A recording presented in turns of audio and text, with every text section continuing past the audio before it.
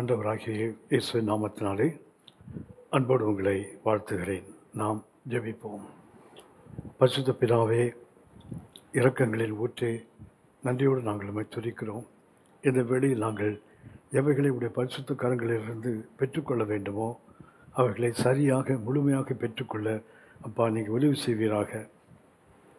வேதத்தின் மகத்துவங்களை காண பிரகாசமுள்ள மனக்கண்களை எங்களுக்கு தருவீராக. எங்கள் ஆண்டவர் இயேசுவின் மூலம் பிதாவே, ஆமேன் ஆமேன். கர்த்தருடைய நாமத்தில் உங்களை வாழ்த்துகிறேன். யாத்திராகமும் 30ஆம் அதிகாரம் 2ஆம் வசனம். யாத்திராகமும் 30ஆம் அதிகாரம் 2ஆம் வசனம். அது 1 முழ நீளமும் 1 முழ அகலமுமான சதுரமும் 2 முழ உயரமாய் இருக்க வேண்டும். அதன் கொம்புகள் அதனுடைய ஏகமாய் இருக்க வேண்டும். கடந்த வேறுபாடு வகுப்பில் நாம் தூப பீடத்தை குறித்து கவனித்துக் கொண்டிருக்கிறோம். இந்த தூப பீடத்துக்கு கொம்புகள் என்று வேதம் சொல்லுகிறது. 2ஆம் யாத்திராகமம் 30:2 அதன் கொம்புகள் அதனுடைய ஏகமாய் இருக்க வேண்டும். பலிபீடத்துக்கு மாத்திரமல்ல கொம்பு, துதிபீடத்துக்கும் வெண்கல பலிபீடத்துக்கு மாத்திரமல்ல, இந்த சீத்தி மரத்தால் செய்யப்பட்டு பொன்னால் தகட்டால் மூடப்பட்ட அந்த தூபபீடத்துக்கும் கொம்புகள் வேண்டும் என்று வேதம் சொல்லுகிறது. 30ஆம் அதிகாரம் 10ஆம் வசனத்தில் வாசிக்கிறோம். அந்த கொம்புகளுடைய பயன், எதற்காக இந்த கொம்பு அங்கு இருக்க வேண்டும் என்று ஆவியானவர் சொல்லுகிறார். வருஷத்தில் 1 முறை ஆரோன் பாவ நிவாரண பலியின் இரத்தத்தினால் அதன் கொம்புகள் மேல் பிராயச்சித்தம் பண்ணுவானாக. உங்கள் தலைமுறை தோறும் வருஷத்தில் 1 முறை அதன் மேல் பிராயச்சித்தம் பண்ணுவானாக. அது கர்த்தருக்கு மகா பரிசுத்தமானது என்றார். இந்த தூபபீடத்தில் 4 மூலைகளிலும் கொம்புகள் இருப்பதற்கு ஒரு காரணத்தை வேதம் சொல்கிறது. அது பிராயச்சித்தம் செய்யப்படுவதற்காக. ஆங்கிலத்தில் அட்டானமெண்ட் என்று சொல்லுகிறார்கள். எபிரேய மொழியில் காஃபார் என்று சொல்லுகிறார்கள். அட்டானமெண்ட், பிராயச்சித்தம்.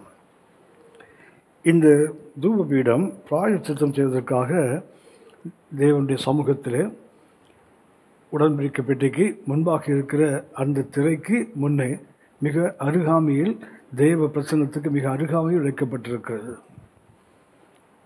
லேவியராகமம் 4ஆம் அதிகாரத்தில் நாம் ஏற்கனவே கவனித்திருக்கிறோம்.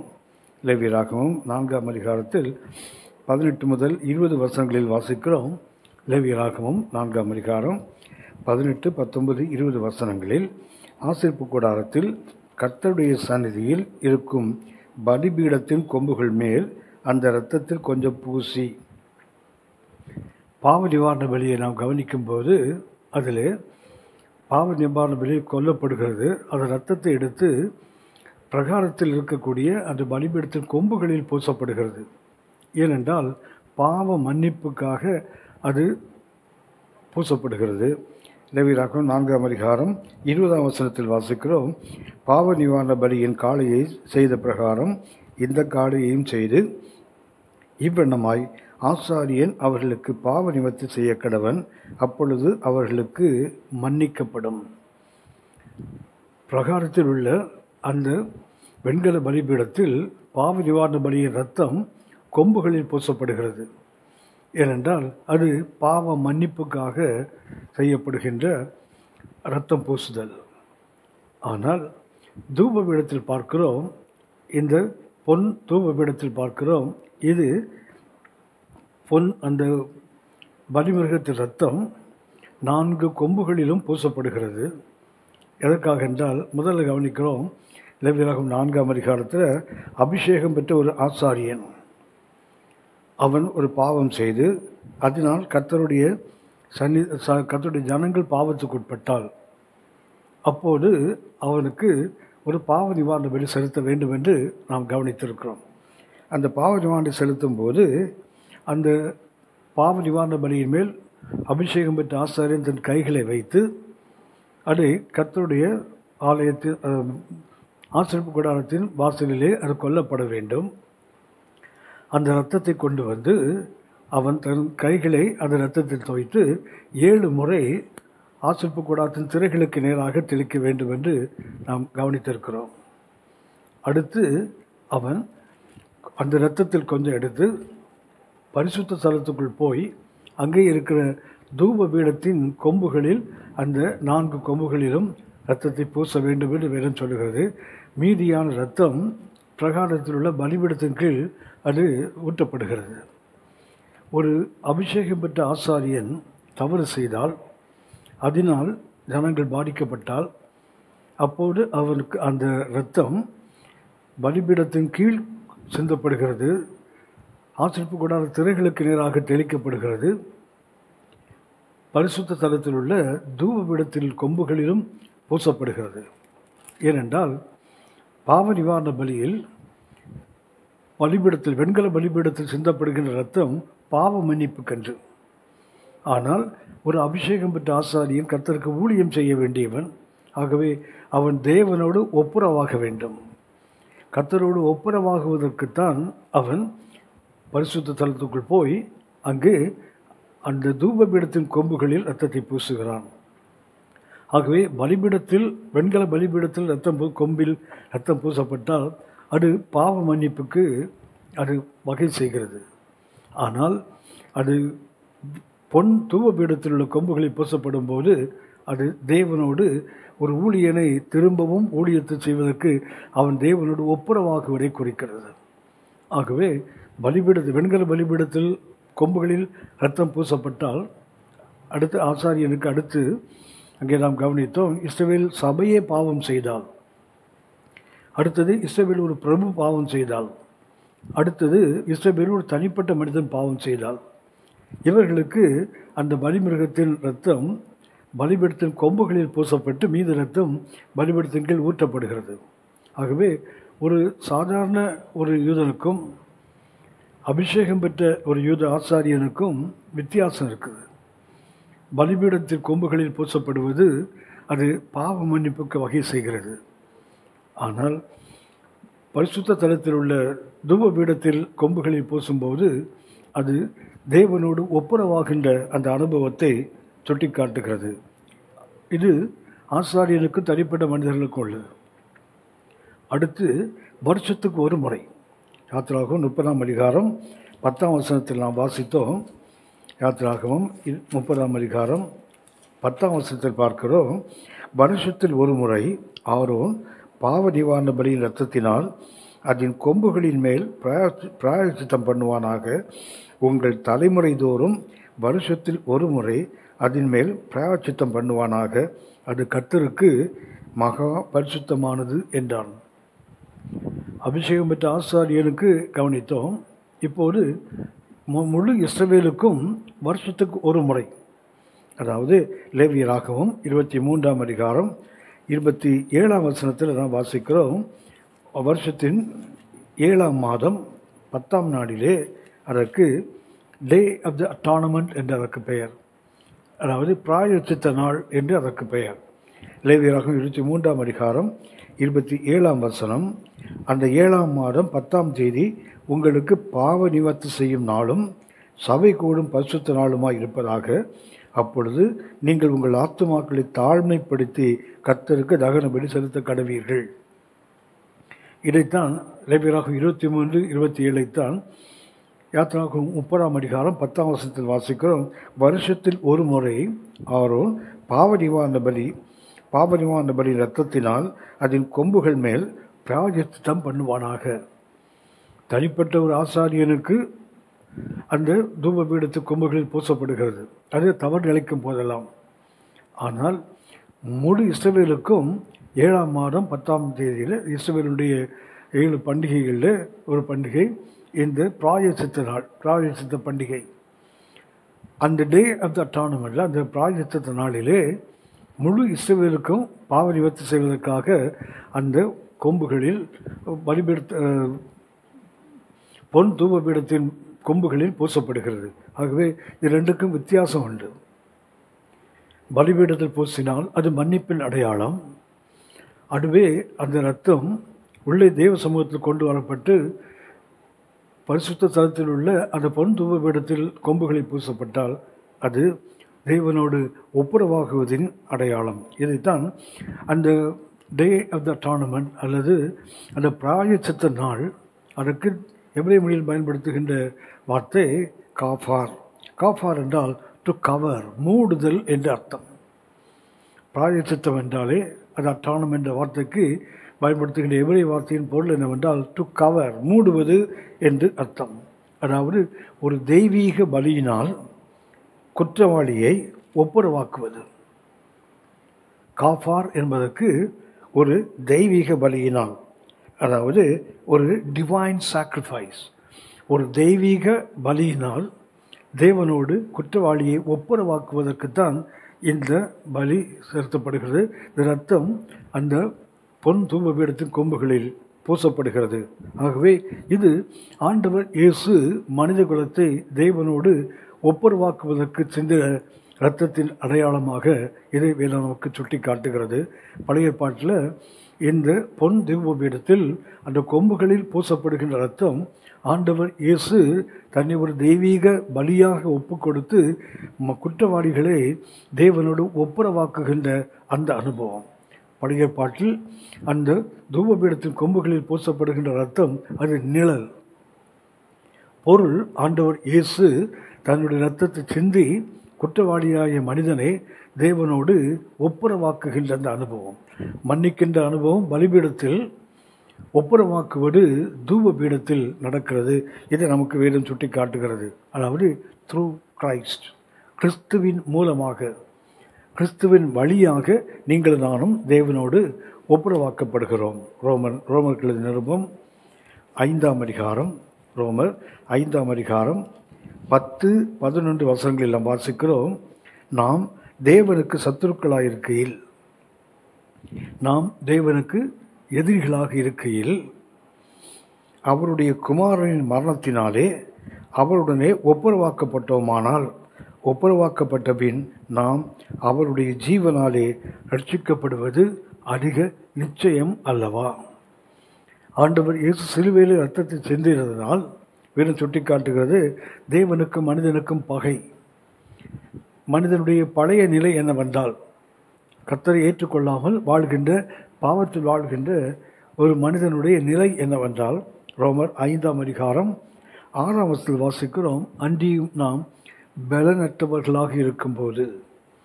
மனிதனுடைய நிலை என்னவென்றால், தேவனற்றவனாக இருக்கும்போது அவன் பலனற்றவனாக இருக்கிறான். குறித்த காலத்தில் கிறிஸ்து அக்கிரமக்காரருக்காக மரித்தார். அதாவது அவன் பலனற்றவன். பாவத்தை எதிர்த்து நிற்கவோ, பாவம் செய்யாமல் வாழவோ, பரிசுத்தமாய் வாழவோ இயலாத ஒரு பலவீனனாய் இருக்கிறான். அவனுக்காக ஆண்டவர் இயேசு குறித்த காலத்திலே அவர் மரித்தார். ரோமர் 5:8 வாசிக்கிறோம். 2வது நிலை, நாம் பாவிகளாய் இருக்கையில். பாவத்தை எதிர்த்திருப்பதற்கு பலம் இல்லை, ஆனால் அதே நேரத்தில் நாம் பாவிகளாக, பாவம் செய்வதற்கு பலம் இருக்குது. பாவத்தை எதிர்த்து பாவம் செய்யாமல் வாழ்வதற்கு பலன் இல்லை, ஆனால் பாவம் செய்வதற்கு அவர்களுக்கு பலன் இருக்கும். இதுதான் மனிதனுடைய பழைய நிலை. நாம் பாவிகளாய் இருக்கையில் கிறிஸ்து நமக்காக மரித்ததினாலே தேவன் நம்மில் வைத்த தமது அன்பை விளங்க பண்ணுகிறார். இது 2வது நிலை. 3வது தான் வாசித்தோம். ரோமர் 5:10 வாசிக்கிறோம், நாம் தேவனுக்கு சத்துருக்களாய் இருக்கையில். தேவனுக்கு நாம் எதிரிகள் என்று வேதம் சொல்லுகிறது. கொலோசியர் 1ஆம் அதிகாரம் 21ஆம் வசனத்தில் நாம் அந்நியர் என்று வேதம் சொல்லுகிறது. தேவனுக்கும் மனிதனுக்கும் உறவில்லை, நாம் அவருக்கு எதிரிகள். கொலோசியர் 1ஆம் அதிகாரம் 21ஆம் வசனம், முன்னே அந்நியராயும் துர்க்கிரியைகளினால் மனதிலே சத்துருக்களாயும் இருந்த உங்களை பரிசுத்தராகவும் குற்றமற்றவர்களாகவும். அப்படியான கொலோசியர் 1:20 வாசிக்கிறோம், நாம் தேவனுக்கு அந்நியர்கள் என்று வேதம் சொல்லுகிறது. அடுத்து எபேசியர்கள் நிருபம் 2ஆம் அதிகாரம் 18ஆம் வசனத்தில் வாசிக்கிறோம். எபேசியர் 2:12, அக்காலத்திலே கிறிஸ்துவை சேராதவர்களும் இஸ்ரவேலுடைய காணி ஆட்சிக்கு புறம்பானவர்களும் வாக்குத்தத்தத்தின் உடன்படிக்கைகளுக்கு அந்நியரும் நம்பிக்கை இல்லாதவர்களும் இவ்வுலகத்தில் தேவனற்றவர்களுமாய் இருந்தீர்கள் என்று நினைத்து கொள்ளுங்கள். அப்படி என்றால் ஒரு மனிதனுடைய நிலை, அவன் பலவீனன், பாவி, தேவனுக்கு விரோதி, மாத்திரமல்ல அவன் தேவனுக்கு அந்நியனாக இருக்கிறான். அடுத்து வாசிக்கிறோம், அவன் தேவனே இல்லாதவனாக வாழ்கிறான்.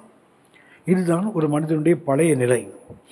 ஆனால் ஆண்டவர் இயேசு தம் இரத்தத்தை சிந்தி நமக்காக பாடுபட்டதினாலே ரோமர் 5:10 வாசிக்கிறோம், நாம் தேவனுக்கு சத்துருக்களாக இருக்கையில் அவருடைய குமாரனின் மரணத்தினாலே அவரோட ஒப்புரவாக்கப்பட்டோமானால், ஆண்டவர் இயேசு சிலுவையில் சிந்த இரத்தத்தினாலே நாம் இந்த நிலையில்தான் இருந்தோம். பலனற்றவன், பாவி, விரோதி, அந்நியன், தேவனற்றவன். இந்த நிலையில் இருக்கிறவனுக்கு ஆண்டவர் இயேசுவின் இரத்தம் தேவனோடு அவனை ஒப்புரவாக்குகிறது. பொன் தூபபீடத்தின் கொம்புகளிலே வருஷத்துக்கு ஒரு முறை 7ஆம் மாதம் 10ஆம் நாளிலே அந்த கொம்புகளில் ரத்தம் பூசப்படுகிறது. அது பாவியாய் இருந்த ஒரு மனிதன் அவன் பலி செலுத்தும் பலியினால் அவன் பாவ மன்னிப்படைகிறான். ஆனால் தேவனோடு ஒப்புரவாக வேண்டுமானால், கர்த்தர் ஒருவனை ரட்சிப்பதற்கு நோக்கமே, அந்த காலத்தில் இருக்கிறவனை ஆச்சரியமான ஊழியத்துக்கு கொண்டு வருவதற்கு நோக்கமே அவன் அவருடைய புண்ணியங்களை அறிவிப்பதற்காக, அவருக்கு ஊழியம் செய்வதற்கு நாம் கவனித்தோம். அபிஷேகம் பெற்ற ஆசாரியன் தேவனோடு ஒப்புரவாக வேண்டும், ஏனென்றால் அவன் தேவனுடைய ஊழியத்தை செய்ய வேண்டும். ஆண்டவர் இயேசு சிலுவையிலே இரத்தத்தை சிந்ததினாலே நம்முடைய பழைய நிலைகள் எல்லாவற்றையும் மாற்றி ஆண்டவர் இயேசு நம்மை தேவனோடு ஒப்புரவாக்கினார். இது ரோமர் 5ஆம் அதிகாரம் 10ஆம் வசனத்தில் வாசிக்கிறோம். நாம் இயேசுவின் இரத்தத்தினாலே முதல்ல ஒப்புரவாக்கப்படுகிறோம். இரண்டாவதாக அந்த வசனத்தில் வாசிக்கிறோம் 11ஆம் வசனம், ரோமர் 5:11, அதுவும் அல்லாமல் இப்பொழுது ஒப்புரவாக்குதலை நமக்கு கிடைக்க பண்ணின நம்முடைய கர்த்தராகிய இயேசு கிறிஸ்துவ மூலமாய் நாம் தேவனை பற்றியும் மேன்மை பாராட்டுகிறோம். இரண்டாவதாக நமக்கு ஒரு மேன்மை பாராட்டல் வருகிறது. ஒன்று, அந்த சிந்தப்பட்ட அந்த இரத்தத்தினால் ஒப்புரவாக்கப்படுகிறோம். இரண்டாவது, ஆண்டவர் இயேசு மரித்ததோடு நின்றுவிடவில்லை, அவர் மறுபடியும் உயிர்த்தெழுந்தார். அவர் உயிரோடு எழுந்ததினால ஆண்டவர் இயேசு நம்மை ரட்சிக்கிறார் என்று வேதம் சொல்லுகிறது. ஒன்று, நம்மை ஒப்புரவாக்குகிறார். இரண்டாவது, நம்மை ரட்சிக்கிறார். ரட்சித்தது மாத்திரமல்ல, நமக்கு ஒரு மேன்மை பாராட்டுதல். தமிழில் ரோமர் 5ஆம் அதிகாரம் 11ஆம் வசனத்தில் நாம் வாசிக்கிறோம், நாம் தேவனை பற்றியும் மேன்மை பாராட்டுகிறோம். ஆனால் அதுக்கு பயன்படுத்துகின்ற கிரேக்க வார்த்தை, ஆங்கில வார்த்தைகளை பார்த்தால் நாம் தேவனுக்குள் களி கூறுகிறோம், தேவனுக்குள் சந்தோஷம் அடைகிறோம், தேவனுக்குள்ளே நாம் பெருமை பாராட்டுகின்ற ஒரு இடத்துக்கு கொண்டு வரப்படுகிறோம். அடுத்து ரோமர் 2 கொரிந்தியர் 5ஆம் அதிகாரம் 18, 19, 20 வசனங்களில் வாசிக்கிறோம். அந்த ஒப்புரவாக்குதலின் ஊழியத்தையே ஆண்டவர் இயேசுவின் வழியாக நாம் பெற்றுக்கொள்ளுகிறோம். 2 கொரிந்தியர் 5ஆம் அதிகாரம் 18, இவையெல்லாம் தேவனாலே உண்டாயிருக்கிறது, அவர் இயேசு கிறிஸ்துவை கொண்டு நம்மை தம்மோடே ஒப்புரவாக்குதலின் ஊழியத்தை எங்களுக்கு ஒப்பு கொடுத்தார். ஆகவே நாம் தேவனோடு ஒப்புரவாகும்போது முதல்ல நமது பாவங்களிலிருந்து நாம் விடுதலையாக்கப்படுகிறோம். அடுத்து நாம் ரட்சிப்படைகிறோம், தேவனோடு ஒப்புரவாக்கப்படுகிறோம். நாம் ஒரு மேன்மை பாராட்டல், நமக்கு ஒரு சிறந்த ஒரு களி கூறுதல், ஒரு மிகுந்த சந்தோஷத்தை கொடுக்கிறது. அடுத்து அதைவிட மேன்மையானது ஒரு ஒப்புரவாக்குதலின் ஊழியத்தையும் நமக்கு கொடுக்கிறது. இது ஆண்டவர் இயேசுவின் இரத்தத்தினால் சபையாகிய நமக்கு கிடைக்கிற ஒரு பெரிய மேன்மை. ஒன்று, நாம் தேவனோடு ஒப்புரவாகிறோம், உயிர்த்தெழுதினால் அவர் ரட்சிக்கப்படுகிறோம். அடுத்தது அதுவே நமக்கு மேன்மை பாராட்டலாக மாறுகிறது. பின்பு நமக்கு அந்த ஊழியத்தையும் கற்றுக் கொடுக்கிறார். இதை நாம் பெற்றுக்கொள்வதற்கு ஆண்டவர் இயேசுவின் வழியாக செய்த அந்த ஒப்புரவாக்குதலுக்கு செய்த சில கருத்துக்களை நாம் கவனிக்கிறோம். ஒன்று, ஆண்டவர் இயேசு நம்மை தேவனோடு ஒப்புரவாக்குவதற்காக அவர் நம்மை போல ஒரு மனிதனாக மாறினார். எபிரேயர் 2ஆம் அதிகாரம் 14, 15 வசனங்களில் வாசிக்கிறோம். எபிரேயர் 2ஆம் அதிகாரம் 14, 15 வசனங்கள்.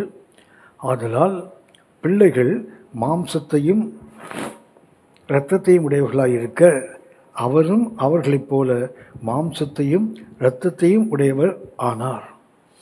ஆண்டவர் இயேசு நம்மை தேவனோடு ஒப்புரவாக்குவதற்கு நாம் எப்படி மாம்சத்தோடும் இரத்தத்தோடும் வாழ்கிறோமோ அந்த நிலைக்கு அவரும் இறங்கி வந்தார். ஆகவே ஆண்டவர் இயேசு நம்மை போல ஒரு மனிதனாக மாறுகிறார், நம்மை தேவனோடு ஒப்புரவாக்குவதற்காக. அவர் மனிதனாக மாறினால் நம்மை போல மாம்சமும் இரத்தமும் உடையவராக மாறி, ஏனென்றால் பிள்ளைகள் மாம்சத்தையும் இரத்தத்தையும் உடையவர்களாக இருக்கிறதுனால அவரும் நம்மை போல மாம்சத்தையும் இரத்தத்தையும் உடையவராக மாறினார். ஆகவே ஒன்று, நம்மை தேவனோடு ஒப்புரவாக்குவதற்கு ஆண்டவர் இயேசு மனிதனாக மாறினார். இரண்டாவதாக நமக்கு ஒரு மீட்கும் பொருளை கொடுக்கிறார். மத்தேயு நற்செய்தி 20ஆம் அதிகாரம் 28ஆம் வசனத்தில் வாசிக்கிறோம். மத்தேயு 20ஆம் அதிகாரம் 28ஆம் வசனம், அப்படியே மனுஷகுமாரனும் ஊழியம் கொள்ளும்படி வராமல் ஊழியம் செய்யவும் அநேகரை மீட்கும் பொருளாக தம்முடைய ஜீவனை கொடுக்கவும் வந்தார். ஆண்டவர் இயேசு ஒன்று, நம்மை தேவனோடு ஒப்புரவாக்குவதற்கு அவர் நம்மை போல மாம்சமும் இரத்தமும் உடைய மனிதனாக மாறினார். இரண்டாவதாக அவர் நமக்கு ஒரு மீட்கும் பொருளை கொடுத்திருக்கிறார். ஆண்டவர் இயேசு நம்மை மீட்க வேண்டுமானால் அதுக்கு ஒரு விலை கிரய வேண்டும். நாம் குற்ற நிவாரண வழியிலே கவனித்தோம். ஒரு ரான்சம், ஒரு மீட்கும் பொருள் கொடுக்கப்பட வேண்டும். ஆண்டவர் இயேசு வேதம் சொல்லுகிறது, மனுஷகுமாரன் ஊழியம் கொள்ளும்படி வராமல் ஊழியம் செய்யவும் அநேகரை மீட்கும் பொருளாக தம்முடைய ஜீவனை கொடுக்கவும் வந்தார். அப்படி என்றால் ஒன்று, நம்மை போல மனிதனாக மாறினார். இரண்டாவதாக நம்மை மீட்பதற்கு ஒரு மீட்கும் பொருளை கொடுத்தார். அது ஆண்டவர் இயேசுவின் இரத்தம் என்பதை நாம் அறிந்திருக்கிறோம். மூன்றாவதாக நாம் மரிக்க வேண்டிய இடத்திலே நமக்காக அவர் மரித்தார். நாம் மரித்திருக்க வேண்டும், ஆனால் அந்த இடத்துல தேவன் அவருடைய சொந்த குமாரனை நமக்காக மரிப்பதற்கு ஒப்பு கொடுத்தார். 1 பேதுரு 3ஆம் அதிகாரம் 18ஆம் வசனத்தில் வாசிக்கிறோம். 1 பேதுரு 3:18, ஏனெனில் கிறிஸ்துவும் நம்மை தேவனிடத்தில் சேர்க்கும்படி அநீதி உள்ளவர்களுக்கு பதிலாக நீதி உள்ளவராய் பாவங்களின் நிமித்தம் ஒரு தரம் பாடுபட்டார். அவர் மாம்சத்திலே கொலையுண்டு ஆவியிலே உயிர்ப்பிக்கப்பட்டார். ஆண்டவர் இயேசு நாம் மரிக்க வேண்டிய இடத்துல அவர் மரித்தார். ஏனெனில் கிறிஸ்துவும் நம்மை தேவனிடத்தில் சேர்க்கும்படி அநீதி உள்ளவர்களுக்கு பதிலாக நீதி உள்ளவராய் பாவங்களின் நிமித்தம் என்று வாசிக்கிறோம். நாம் ஏற்கனவே கவனித்திருக்கிறோம், கல்வாரியிலே 3 சிலுவையில் நடுத்திலுவை ஆண்டவர் இயேசுக்கல்ல, அது பரபாஸ் என்ற ஒரு கலகக்காரனுடையது. அவன் கொல்லப்பட வேண்டிய அந்த இடத்திலே ஆண்டவர் இயேசு அறையப்படுகிறார், யூதர்களால் ஒப்பு கொடுக்கப்படுகிறார்.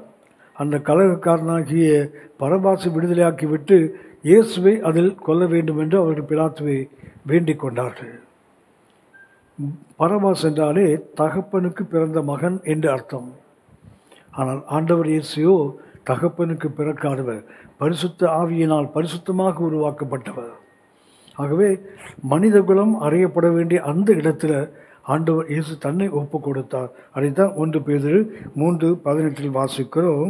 அநீதி உள்ளவர்களுக்கு பதிலாக நீதி உள்ளவராய் பாவங்களின் நிமித்தம் ஒரு தரம் பாடுபட்டார்.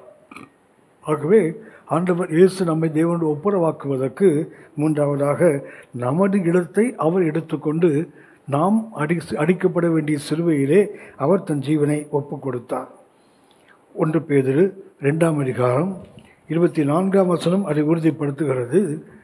1 பேதுரு 2ஆம் அதிகாரம் 24ஆம் வசனம், நாம் பாவங்களுக்கு செத்து நீதிக்கு பிழைக்கும்படி, நாம் பாவத்துக்கு செத்து நீதிக்கு பிழைத்திருக்கும்படி அவர் தாமே தமது சரீரத்திலே நம்முடைய பாவங்களை சிலுவை மேல் சுமந்தார், அவருடைய தழும்புகளால் குணம் ஆனீர்கள் என்று வேதம் சொல்கிறது. ஆகவே நாம் மரிக்க வேண்டிய அந்த இடத்துல நமது இடத்தை அவர் எடுத்துக்கொண்டார், நமது பாவங்களை தன்மேல் ஏற்றுக்கொண்டார். ஆண்டவராக இயேசு கிறிஸ்து உலகத்தின் பாவத்தை சுமப்பதற்காக தன்னை முழுவதுமாய் அர்ப்பணித்து அந்த பாவத்தை ஏற்றுக்கொண்டார். எபேசியர் 5ஆம் அதிகாரம் 2ஆம் வசனத்தில் வாசிக்கிறோம், ஒரு மேன்மையான பலியை நமக்காக அவர் செலுத்தி இருக்கிறார். நமது அவர் இடத்தை அவர் எடுத்ததுனால நமது பாவங்களின் நிமித்தம் அவர் தம்மை ஒப்பு கொடுத்தார். எபேசியர் 5:2 வாசிக்கிறோம், கிறிஸ்து நமக்காக தம்மை தேவனுக்கு சுகந்த வாசனையான காணிக்கையாகவும் பலியாகவும் ஒப்பு கொடுத்து நம்மிலே அன்பு கூர்ந்தது போல என்று எபேசியர் 5ஆம் அதிகாரம் 2ஆம் வசனத்தில் வாசிக்கிறோம். ஆகவே ஆண்டவர் இயேசு நமக்காக ஒரு தியாகமான பலியை செய்திருக்கிறார். நமது பாவங்களை அவர் ஏற்றுக்கொண்டார். இரண்டாவதாக அவர் நமக்கு ஒரு தியாகமாக நம்மில் அன்பு கூர்ந்து தன்னை சுகந்த வாசனையாக காணிக்கையாக தேவனுக்கு பலியாக ஒப்பு கொடுத்தார். மூன்றாவதாக அவர் முழு மனதோடு வில்லிங்லி அது முழு விருப்பத்தோடு தன்னை நமக்காக தேவனுக்கு பலியாக ஒப்பு கொடுத்தார். யோவான் நற்செய்தி 10ஆம் அதிகாரம் 18ஆம் வசனம், யோவான் 10:18, ஒருவனும் அதை என்னிடத்திலிருந்து எடுத்துக்கொள்ள மாட்டான், நானே அதை கொடுக்கிறேன், அதை கொடுக்கவும் எனக்கு அதிகாரம் உண்டு, அதை மறுபடியும் எடுத்துக்கொள்ளவும் எனக்கு அதிகாரம் உண்டு, இந்த கட்டளையே என் பிதாவினிடத்தில் பெற்றுக்கொண்டேன் என்றார். ஆகவே ஆண்டவர் இயேசு நமது இடத்தை அவர் எடுத்துக்கொண்டதுனால, ஒன்று, அவர் நமது பாவங்களை ஏற்றுக்கொண்டார். இரண்டாவது, அவரை தேவனுக்கு சுகந்த வாசனையாக காணிக்கையான பலியாக நம்மில் அன்பு கூர்ந்து ஒப்பு கொடுத்தார். மூன்றாவதாக முழு மனதோடு முழு விருப்பத்தோடு அவர் தன்னை நமக்காக ஒப்பு கொடுத்தார். ஆண்டவர் இயேசு அதைத்தான் சொல்லுகிறார். யோவான் 10:18, ஒருவனும் என்னிடத்தின் ஜீவனை எடுத்துக்கொள்ள முடியாது, அந்த ஜீவனை கொடுக்கவும் எனக்கு அதிகாரம் உண்டு, அதை திரும்ப எடுக்கவும் எனக்கு அதிகாரம் உண்டு. ஆகவே முழு மனதோடு தன்னை நமக்காக அவர் ஒப்பு கொடுத்திருக்கிறார். நான்காவதாக நம்மை அவர் தேவனுக்கு கிட்ட கொண்டு போகிறார். சொல்லப்போனால் brought us near to God. நம்மை கர்த்தருக்கு அருகாமையில் மிக கிட்ட கொண்டு போகிறார். 1 பேதுரு 3:18 மறுபடியும் வாசிக்கிறோம். 1 பேதுரு 3:18 மறுபடியும் நாம் அதை வாசிக்கிறோம்.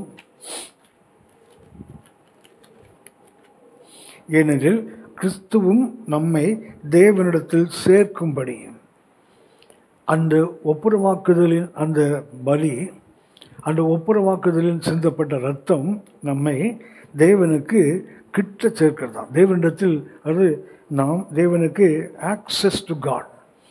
இதுவரைக்கும் தேவனுக்கு எதிரிகள், ஆனால் இப்போதோ நாம் தேவனிடத்தில் சேர்கின்ற ஸ்லாக்கியத்தை பெறுகிறோம். ஏனெனில் கிறிஸ்துவும் நம்மை தேவனிடத்தில் சேர்க்கும்படி தேவன் கிட்ட கொண்டு போகிறார். ஆண்டவர் இயேசு எந்த அளவுக்கு தேவன் பிதாவுக்கு கிட்ட இருக்கிறாரோ அந்த இடத்துக்கு நம்மையும் கொண்டு போகிறார். இது அந்த ஒப்புரவாக்குதலுக்காக இயேசு செய்தது. ஐந்தாவதாக அவர் இழந்து போன அந்த உறவை திரும்ப கொடுக்கிறார். கிட்டே கொண்டு போவது மாத்திரமல்ல, அவர் இழந்து போன அந்த தேவனுக்கு மனிதனுக்குள்ள அந்த உறவை, நம்முடைய ஆதி பெற்றோர்கள் ஏதேனிலே எப்படி தேவனோடு உலாவினார்களோ அதே அனுபவத்துக்கு மறுபடியும் நாம் கொண்டு போகப்படுகிறோம். நாம் அறிந்திருக்கிறோம், தாவீதுக்கு அப்சலோம் என்று ஒரு மகன் இருந்தான். அவன் தன்னுடைய சகோதரனாகிய அம்னோனை தன் சகோதரி நிமித்தமாக அவனை கொண்டு விடுகிறான். கொண்டு விட்டு அவன் தன்னுடைய உறவினர் வீட்டுக்கு ஓடி போகிறான். போனவன் அங்கே இருக்கிறான். மறுபடியும் தாவீதுடைய தளபதி யோவாபின் முயற்சியினால் அவன் திரும்ப அரண்மனைக்கு வருகிறான். தாவீதின் அரண்மனைக்கு வருகிறான். ஆனால் வேதம் சொல்லுகிறது, தாவீதின் அரண்மனையில் அப்சலோம் இருந்தாலும் ஒரு தகப்பனும் மகனும் ஒரே அரண்மனையில் இருக்கிறார்கள். ஆனால் 2 வருஷம் அவர்கள் பார்த்து கொள்ளவே இல்லை என்று வேதம் சொல்லுகிறது. அவர்கள் பேசவே இல்லை. ஆகவே ஒருவர் கிட்ட இருப்பதனால அவர்கள் தேவனுடைய உறவில் இருக்கிறார்கள் என்று அர்த்தமல்ல. ஆண்டவர் இயேசுவோ இழந்து போன அந்த உறவை திரும்பவும் கொடுக்கிறார். 1 தெசலோனிக்கேயர் 5ஆம் அதிகாரம் 10ஆம் வசனத்தில் வேதம் நமக்கு அதை சொல்லுகிறது. ஆண்டவர் இயேசு மூலமாக நாம் தேவனிடத்தில் கிட்ட சேருகின்ற அந்த ஸ்லாக்கியத்தை பெறுகிறோம் என்று சொல்லப்போனால், ஆண்டவர் இயேசுவோடு கூட தேவனோடு நாம் பிழைத்திருக்கின்ற அந்த அனுபவத்துக்குள் வருகிறோம். 1 தெசலோனிக்கேயர் 5ஆம் அதிகாரம் 10ஆம் வசனம், நாம் விழித்திருப்பவர்களானாலும் நித்திரை அடைந்தவர்களானாலும் தம்முடனே நாம் ஏகமாய் பிழைத்திருக்கும்படி அவர் நமக்காக மரித்தாரே. ஆண்டவர் இயேசு இரத்தத்தை சிந்தி மரித்ததுனால நடந்த உண்மை என்னவென்றால் வேதம் சொல்லுகிறது, தம்முடனே நாம் ஏகமாய் பிழைத்திருக்கும்படி. ஆண்டவர் இயேசுக்கு தேவனுக்கு எந்த அளவுக்கு உறவோ, ஆண்டவர் இயேசு சொன்னார், நானும் பிதாவும் ஒன்றாக இருக்கிறோம். அந்த நிலைக்கு நம்மை கொண்டு போவதற்கு தம்முடனே நாம் ஏகமாய் பிழைத்திருக்க நமக்காக இயேசு ஜீவன் இரத்தத்தை கொண்டு சிந்தினார். ஆகவே இந்த ஒப்புரவாக்குதல் ஊழியத்துக்காக இயேசு செய்த 5 கருத்துக்கள் வேதத்தில் பார்க்கிறோம். ஒன்று, அவர் நம்மை போல மனிதனாக மாறினார். இரண்டாவதாக, நம்மை மீட்பதற்காக ஒரு மீட்கும் பொருளாக தன் ஜீவனையே கொடுத்தார். மூன்றாவது, நமது இடத்தில், நாம் மரிக்க வேண்டிய இடத்தில் அவர் நமக்காக மரித்தார். நான்காவது, நம்மை தேவனுக்கு அருகாமையில் கிட்ட சொல்லப்போனால் தேவனிடத்தில் சேர்கின்ற ஒரு ஸ்தாக்கியத்தை நமக்கு கொடுக்கிறார். ஐந்தாவதாக, தம்முடனே இயேசுவோடு கூட நாம் ஏகமாய் பிழைத்திருக்க, இயேசுவை போலவே ஏகமாய் பிழைத்திருப்பதற்கு தேவனோடு சேர்கின்ற அந்த மகிமையான ஸ்லாக்கியத்தை ஆண்டவர் இயேசு தன் மரணத்தினால் கொடுத்திருக்கிறார். அடுத்து நாம் கவனிக்க வேண்டிய ஒன்று, இந்த ஒப்புரவாக்குதல் ஊழியத்தினால், ஆண்டவர் இயேசு இந்த ஒப்புரவாக்குதல் ஊழியத்தினால் நமக்கு கிடைத்த பலன் என்ன? அதாவது what we receive in reconciliation. இந்த பொன் தூபபீடம் நமக்கு சுட்டி காட்டுகிற நிழல் பொருள் ஆண்டவர் இயேசு. அந்த பொருளாகிய ஆண்டவர் இயேசு நம்மை தேவனோடு ஒப்புரவாக்கினதினால் நமக்கு கிடைத்த மேன்மைகள், சபை இன்றைக்கு அனுபவிக்கிற மேன்மையானவைகள் சிலவற்றை கவனிப்போம். ஒன்று, நமது பாவங்கள் மன்னிக்கப்படுகிறது. இந்த ஒப்புரவாக்குதலினால் நம்முடைய பாவங்கள் மன்னிக்கப்படுகிறது. எபேசியர் 1:7 நாம் இந்த ஒப்புரவாக்குதல் கிடைக்கின்ற முதலாவது மேன்மையை பார்க்கிறோம். அவருடைய கிருபையின் ஐஸ்வர்யத்தின்படியே இவருடைய இரத்தத்தினாலே பாவ மன்னிப்பாகிய மீட்பு இவருக்குள் நமக்கு உண்டாயிருக்கிறது. முதலாவதாக நாம் கவனிக்கிறோம், அவருடைய கிருபையின் ஐஸ்வர்யம். அவருடைய கிருபையின் ஐஸ்வர்யம் என்றால் இந்த கிருபையின் ஐஸ்வர்யம் தூரத்தில் இருக்கிறது.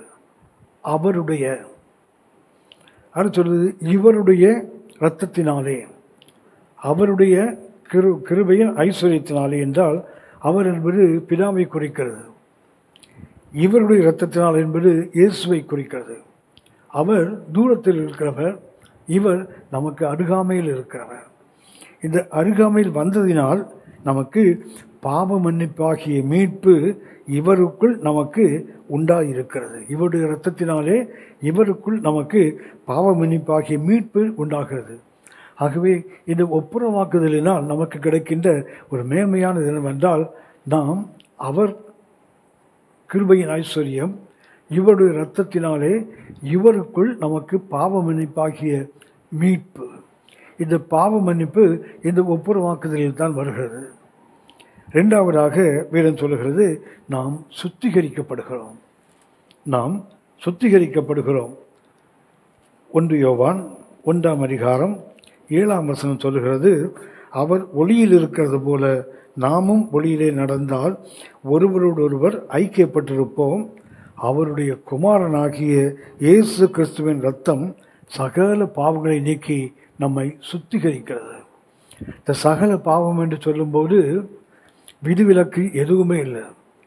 எப்படிப்பட்ட பஞ்சமா பாதகனாக இருந்தாலும், எப்படிப்பட்ட துணிகரமான பாவத்தில் வாழ்ந்திருந்தாலும், பயங்கரமான குழியிலும் உளையான சேற்றிலும் அமிழ்ந்து கிடந்தாலும், இந்த ஒப்புரவாக்குதல் இரத்தம் நம்மை முழுமையாக சுத்திகரிக்கிறது. அதாவது அரைகுறையான சுத்திகரிப்பு அல்ல, முழுமையான சுத்திகரிப்பு. 1 யோவான் 1:9 வாசிக்கிறோம், நம்முடைய பாவங்களை நாம் அறிக்கையிட்டால் பாவங்களை நமக்கு மன்னித்து எல்லா அநியாயத்தையும் நீக்கி நம்மை சுத்திகரிப்பதற்கு அவர் உண்மையும் நீதியும் உள்ளவராய் இருக்கிறார். ஆகவே இந்த ஒப்புரவாக்குதல் இரத்தத்தினால நீங்களும் நானும் சுத்திகரிக்கப்படுகிறோம். எல்லா அக்கிரமங்களும், இன்றைக்கு அநேகருக்கு பாவத்திலிருந்து மீட்கப்பட்டு விட்டோம், ரட்சிக்கப்பட்டிருக்கிறோம். ஆனாலும் அந்த பழைய பாவம் செய்த அந்த சிந்தனைகள் வரும்போது ஒருவேளை ஒரு குற்ற உணர்வு உள்ளே இருக்கலாம். நாம் அவ்வளோ பெரிய பாவத்தை செய்தோமே, இது கூடவா மன்னிக்கப்படும்? எப்படிப்பட்ட பாவமாக இருந்தாலும் அந்த ஒப்புரவாக்குதல் இரத்தம் நாம் உண்மையாக தேவனிடத்தில் அறிக்கையிடும்போது எல்லா அக்கிரமத்தையும் எல்லா அநியாயத்தையும் நமக்கு மன்னித்து எல்லா பாவங்களையும் நமக்கு சுத்திகரிக்கின்ற வல்லமை அந்த ஒப்புரவாக்கு இரத்தத்துக்கு உண்டு. மூன்றாவதாக நாம் கவனிக்கிறோம், நாம் அந்த சிலுவையில் சென்ற இரத்தத்தினாலே, அந்த ஒப்புரவாக்கு இரத்தத்தினாலே நீங்களும் நானும் விடுதலை அடைகிறோம். சுயாதீனம், லிபர்ட்டி. கலாத்தியர் 5ஆம் அதிகாரம் 1ஆம் வசனம். கலாத்தியர் 5ஆம் அதிகாரம் 1ஆம் வசனம். ஆனபடியினாலே நீங்கள் மறுபடியும் அடிமைத்தனத்தின் நுகத்துக்குட்படாமல் கிறிஸ்து நமக்கு உண்டாக்கின சுயாதீன நிலையிலே நிலை கொண்டிருங்கள். மூன்றாவதாக நமக்கு கிடைக்கின்ற மேன்மை, இந்த ஒப்புரவாக்கு இரத்தத்தினாலே நாம் சுயாதீனமுள்ளவர்களாய் மாறுகிறோம். So no more a slave. நீங்கள் தான் இனிமேல் அடிமைகள் இல்லை. ஏனென்றால் வேதம் சொல்லுகிறது, கிறிஸ்து நமக்கு சுயாதீனத்தை உண்டாக்கி இருக்கிறார். கிறிஸ்து நமக்கு உண்டாயிருக்கிற சுயாதீன நிலையிலே நிலை கொண்டிருங்கள். ஆகவே அடிமைத்தனம் இனிமேல் இல்லை. எப்போது நீங்கள் நானும் இந்த ஒப்புரவாக்கு இரத்தத்தினால் நீங்கள் நானும் சுத்திகரிக்கப்படுகிறோமோ அப்போது நாம் மறுபடியும் அடிமைத்தனத்துக்குள்ள இல்லை. சொல்லப்போனால் அப்பா பிதாவை என்று அழைக்கப்படுகிற அந்த புத்திர சுகாரத்தின் ஆவியை நாம் பெற்றுக்கொள்கிறோம். we have the liberty. நமக்கு சுயாதீனம் உண்டாகிறது. நான்காவதாக நமக்கு தேவனோடு சமாதானம் உண்டாகிறது. நாம் கவனித்தோம், ரோமர் 5ஆம் அதிகாரம் 10ஆம் வசனத்தில் நாம் தேவனுக்கு விரோதிகள். ஆனால் ரோமர் 5ஆம் அதிகாரம் 1ஆம் வசனத்தில் வாசிக்கிறோம், இயேசுவில் நாம் விசுவாசிக்கும் போது, ரோமர் 5:1, இவ்விதமாக நாம் விசுவாசத்தினாலே நீதிமான்கள் ஆக்கப்பட்டிருக்கிறபடியால் நம்முடைய கர்த்தராகிய இயேசு கிறிஸ்து மூலமாய் தேவனிடத்தில் சமாதானம் பெற்றிருக்கிறோம். நாம் தேவனுக்கு எதிரிகளாக இருந்தோம். ஆனால் இப்போது விசுவாசத்தினாலே நீதிமான்களாக்கப்பட்டிருக்கிறபடியால் நம்முடைய கர்த்தராகிய இயேசு கிறிஸ்து மூலமாய் தேவனிடத்தில் சமாதானம், பீஸ் வித் காட், தேவனோடு சமாதானத்தை பெறுகின்ற அந்த அனுபவத்தை இந்த ஒப்புரவாக்குகின்ற இரத்தத்தின் வழியாக நாம் பெற்றுக்கொள்கிறோம். அடுத்து நாம் கவனிக்கிறோம், நாம் சமாதானத்தை பெற்றுக்கொள்கிறோம். ரோமர் 5:1. ஐந்தாவதாக நாம் தேவனுடைய நீதியாக மாறுகிறோம். நமக்கு தெரியும், நாம் மனித நீதி உள்ளவர்கள். அது அழுக்கான கந்தை. மனிதனுடைய நீதி அது அழுக்கானது. ஆனால் இந்த ஒப்புரவாக்குதத்தை நமக்கு இரத்தத்தின் வழியாக நீங்களும் நானும் தேவனுடைய நீதியாக மாற்றப்படுகிறோம். 2 கொரிந்தியர் 5ஆம் அதிகாரம் 21ஆம் வசனத்தில் வாசிக்கிறோம், நாம் அவருக்குள் தேவ நீதியாகும்படிக்கு பாவம் அறியாத அவரை நமக்காக பாவமாக்கினார். ஆண்டவர் இயேசு பாவியாகவில்லை, பாவமாக்கப்பட்டார். ஏனென்றால் நாம் அவருக்குள் தேவனுடைய நீதியாக வேண்டுமானால் பாவம் அறியாத அவரை நமக்காக பாவமாக்கினார். ஆகவே இந்த ஒப்புரவாக்குதல் நமக்கு கொடுக்கின்ற அடுத்த மேன்மையான காரியம், இது நம்மை தேவ நீதியாக மாற்றுகிறது. அந்த அழுக்கான கந்தையான நீதியை தள்ளி, அந்த சுய நீதியை தள்ளி நாம் தேவ நீதிக்கு உட்படுகிறோம், தேவ நீதிக்கு கொண்டு வரப்படுகிறோம் அந்த ஒப்புரவாக்குதல் இரத்தத்தினாலே. ஆறாவதாக நீங்களும் நானும் நீதிமான்கள் ஆக்கப்படுகிறோம். இந்த ஒப்புரவாக்குதல் இரத்தத்தினாலே நீங்களும் நானும் நீதிமான்கள் ஆக்கப்படுகிறோம். ரோமர் 3ஆம் அதிகாரம் 24ஆம் வசனம். ரோமர் 3:24. இலவசமாய் அவருடைய கிருபையினாலே கிறிஸ்து இயேசுவில் உள்ள மீட்பை கொண்டு நீதிமான்கள் ஆக்கப்படுகிறார்கள். நாம் நீதிமான்கள் அல்ல, நம்மை நாமே நீதிமான்கள் ஆக்கிக்கொள்ள முடியாது. நீதிமான்கள் ஆக்கப்பட வேண்டும். இந்த நீதிமான்கள் ஆக்கப்படுவதற்கு அந்த ஒப்புரவாக்குதலின் ரத்தம், அதாவது நிழலாக நாம் பழைய பாட்டில் அந்த பொன் தூபெடுத்து கொம்புகளில் பூசப்பட்ட அந்த ரத்தம், இந்த ஒப்புரவாக்குகிற ரத்தத்தினால் நாம் இலவசமாய் அவருடைய கிருபையினாலே கிறிஸ்து இயேசுவில் உள்ள மீட்பை கொண்டு நீதிமான்கள் ஆக்கப்படுகிறார்கள். தேவனுடைய நீதியாக மாத்திரமல்ல, நாம் நீதிமான்களாகவே மாற்றப்படுகிறோம். இது மனிதனுடைய சுய பலத்தினால் நீதியினால் வராது. லூக்கா நற்செய்தி 18ஆம் அதிகாரத்தில் ஜெபிக்க போன 2 பேரை குறித்து நாம் கவனிக்கிறோமே. லூக்கா 18ஆம் அதிகாரம் 9 முதல் 14 வசனங்களில் ஜெபிக்க போன பரிசேயன், தேவாலயத்துக்கு போன ஒரு ஆயக்காரன். அந்த பரிசேயன் தன்னுடைய எல்லா சுய நீதிகளையும் பேசிக்கொண்டிருக்கிறான். 7 விதமான மேன்மைகளை அவர் சொல்லுகிறான் தெய்வ சமூகத்தில். ஆனால் இந்த ஆயக்காரனோ பாவியாகி என் மேல் கிருபையாகி இருமேல் தன் மார்பில் அடித்து கொண்டு அவன் கர்த்தரை நோக்கி கெஞ்சுகிறான். வேதம் சொல்லுகிறது, அவன் அல்ல, இவனே நீதிமானாக்கப்பட்டவனாய் தன் வீட்டுக்கு திரும்ப போனான். ஆகவே இந்த ஒப்புரவாக்குதல் இரத்தம் உங்களையும் என்னையும் தேவ நீதியாக மாத்திரமல்ல, நீதிமானாகவே மாற்றுகிறது. நீதிமானாக ஒருவரும் தன்னை மாற முடியாது என்றால் நீதிமான் ஒருவரும் இல்லை என்று ரோமர் 3ஆம் அதிகாரத்தில் மிக தெளிவாக நாம் வாசிக்கிறோம். ஆகவே இந்த ஒப்புரவாக்குதல் இரத்தத்தினால் நீங்கள் நானும் நீதிமான்கள் ஆகிறோம்.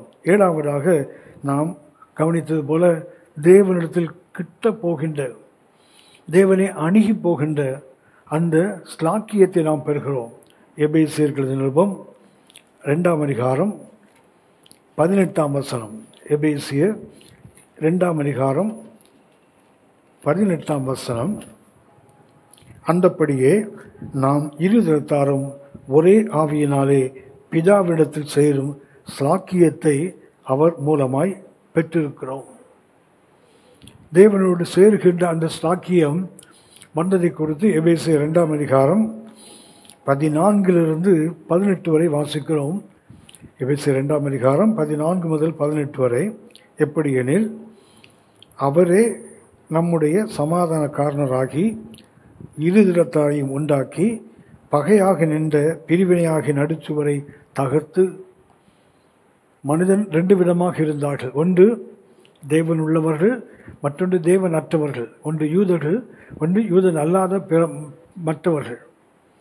2 பேருக்கு ஒரு பிரிவினை இருந்தது. ஆனால் ஆண்டவர் இயேசு தன்னுடைய சிலுவை மரணத்தினாலே பகையை சிலுவையினால் கொன்று அதனாலே இருதிரத்தாரையும் ஒரே சரீரமாக தேவனுக்கு ஒப்புரவாக்கினார். மனிதனுக்கும் பிரிவினை இருந்தது. தனது சிலுவையினாலே அந்த பகையை தகர்த்து 2 பேரையும் உண்டாக்கினார். அடுத்த வேடம் சொல்லுகிறது, அல்லாமலும் அவர் வந்து தூரமாயிருந்த உங்களுக்கும் சமீபமாயிருந்த அவர்களுக்கும் சமாதானத்தை சுவிசேஷமாய் அறிவித்தார். தூரமாயிருந்த புறவினத்து மக்களுக்கும் சமீபமாய் இருக்கிறோம் என்று நம்பின யூதர்களுக்கும் அவர் சமாதானத்தை சுவிசேஷமாக அறிவித்தார். அந்தபடியே நாம் இருதரத்தாரும் ஒரே ஆவியினாலே தேவனிடத்தில் சேரும் ஸ்லாக்கியத்தை அவர் மூலமாய் பெற்றிருக்கிறோம் என்று வேதம் சொல்லுகிறது. ஆகவே இந்த ஒப்புரவாக்கு இரத்தத்தினாலே நமக்கு கிடைத்த 7 விதமான மேன்மைகள். ஒன்று பாவ மன்னிப்பு, 2ஆவதாக சுத்திகரிப்பு, 3ஆவதாக சுயாதீனம் விடுதலை, 4ஆவதாக சமாதானம், 5ஆவது தேவனுடைய நீதியாக மாறுகிறோம், 6ஆவது கிறிஸ்துவுக்குள்ளாக நீதிமான்களாக மாறுகிறோம், 7ஆவதாக தேவனை கிட்ட போகின்ற, தேவனை சேருகின்ற, தேவனோடு சமமாக அவரோடு உறவு கொள்ளுகின்ற அந்த இடத்துக்கு அழைத்து கொண்டு போகப்படுகிறோம். இது அந்த தூப பீடத்தில் கொம்புகளில் பூசப்பட்ட அந்த ஒப்புரவாக்கு இரத்தத்தினால் வருகின்ற மேன்மைகள். ஆகவே இந்த தூப பீடத்தில் பூசப்பட்ட அந்த கொம்புகளில் பூசப்பட்ட இரத்தம் நமக்கு பிராயச்சித்தத்தை, அட்டானமெண்ட், அதாவது நம்முடைய பாவங்கள் எல்லாவற்றையும் மூடி அவர்களை இல்லாமல் செய்கின்ற அந்த மகிமையான அனுபவத்தை பழைய ஏற்பாட்டில் அந்த தூபபீடம், பொன் தூபபீடம் நமக்கு சுட்டி காட்டுகிறது. புதிய ஏற்பாட்டில் ஆண்டவர் இயேசு அந்த ஒப்புரவாக்கு இரத்தத்தை சிலுவையில் கொடுத்த அந்த மேன்மையை நமக்கு வேதம் சுட்டி காட்டுகிறது. நாம் ஜெபிப்போம், கர்த்தரை நோக்கி பார்ப்போம், ஜெபிப்போம். பரிசுத்த பிதாவே, உமது சொந்த குமாரன் என்று பாராமல் ஆண்டவர் இயேசுவை எங்களுக்காய் ஒப்பு கொடுத்து அவரோடு கூட மற்ற எல்லாவற்றையும் நமக்கு கொடுத்த அந்த மேன்மைகளுக்காக நாங்கள் உமக்கு நன்றி செலுத்துகிறோம். நல்ல ஆண்டவரே, இந்த ஒவ்வொரு வாக்குதலின் ஊழியத்தை அதன் மேன்மையை தகப்பனை சபையாகிய நாங்களும் அனுபவிப்பதற்கு எங்களுக்கு பாராட்டியிருக்கிற அந்த கிருபைக்காக நாங்கள் உமக்கு நன்றி செலுத்துகிறோம். மகிமையை நாங்கள் உமக்கு செலுத்துகிறோம். எங்கள் ஆண்டவர் இயேசுவின் மூலம் பிதாவே, ஆமென், ஆமென். கர்த்தர் உங்களை ஆசீர்வதிப்பாராக. ஆமென்.